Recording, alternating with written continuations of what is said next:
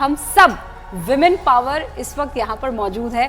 तो सबसे पहले शुरुआत मैं आप ही से करने वाली हूँ।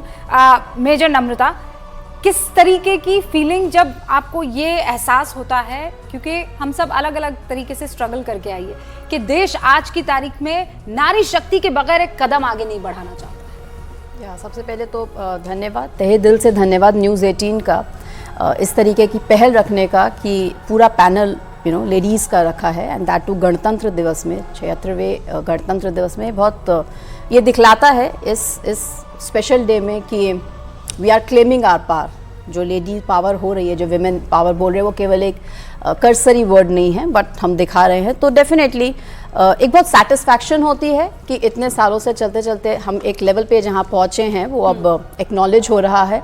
और बहुत ज़रूरी है जिस तरह से इस साल की गणतंत्र दिवस की भी थीम है, जो गोल्डन एरा की तरफ इंडिया बढ़ रहा है, वो गोल्डन एरा इतनी बड़ी जनजाति जिसमें मेजॉरिटी लेडीज़ का भी है रोल, उसके बगैर नहीं बढ़ सकता है। आधी आबादी, वेरी ट्रू।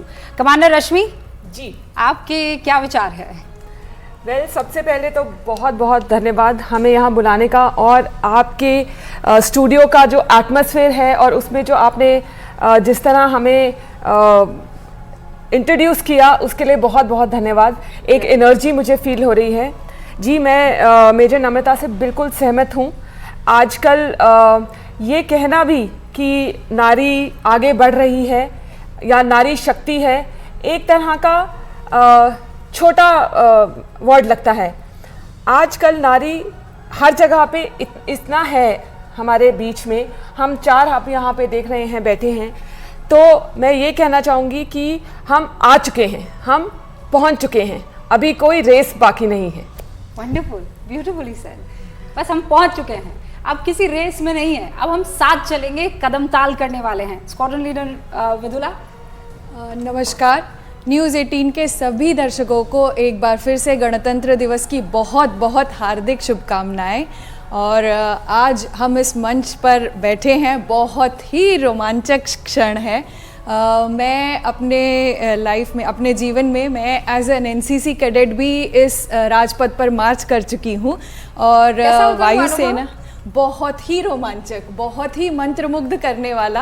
और उस समय तो मैं बहुत छोटी थी, कह सकती हूँ कि मैं एक कॉलेज की एक युवा लड़की थी, और महाराष्ट्र स्टेट बड़ी प्रैक्टिस करनी पड़ती है ना? जी जी जी, सुबह 3:30 बजे से महीने भर की प्रैक्टिस? 4 महीने पहले आप अपने कंटिजेंट में, पहले आप अपने यूनिट में, यानी मैं 2 महाराष्ट्र गर्ल्स बटालियन पुणे में थी, तो वहाँ पहले हमें जून जुलाई से ही तैयारी करना शुरू करवा दिया था।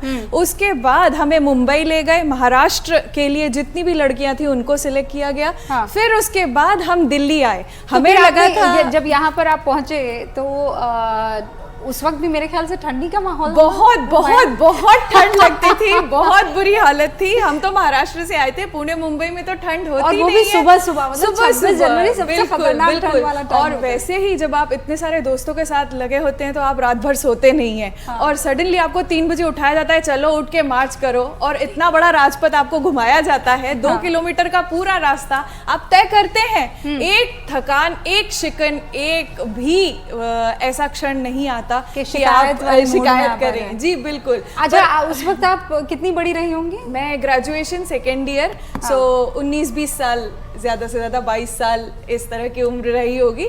और उसके बाद मैं एज अ वायुसेना अधिकारी भी इससे जुड़ी रही हूँ। हालांकि मैंने वायुसेना अधिकारी की तरह रिपब्लिक डे परेड में भाग नहीं लिया है, पर मैं अपने अपने यूनिट में हमेशा एक शिक्षा अधिकारी होने की वजह से स्कूलों के साथ, वायुसेना स्कूल, केंद्रीय विद्यालयों के साथ जुड़ी हुई रहने की वजह से हर बार झंडा वंदन एक बहुत ही आकर्षक, बहुत ही अच्छा क्षण होता था। लड्डू खाने को मिलते थे, तो सबसे ज्यादा वो उसका एक आकर्षण होता था कि स्कूल जाएंगे, छोटे बच्चे परफॉर्म करेंगे, उन्हें देखेंगे और झंडा फहराएंगे। आपने तो मतलब आपने जो बात कही ना, वो सोने पर सुहागा है। जी, आपने बचपना भी याद दिला दिया, आपने रिपब्लिक डे परेड भी याद दिला दिया। आपसे कुछ देर पहले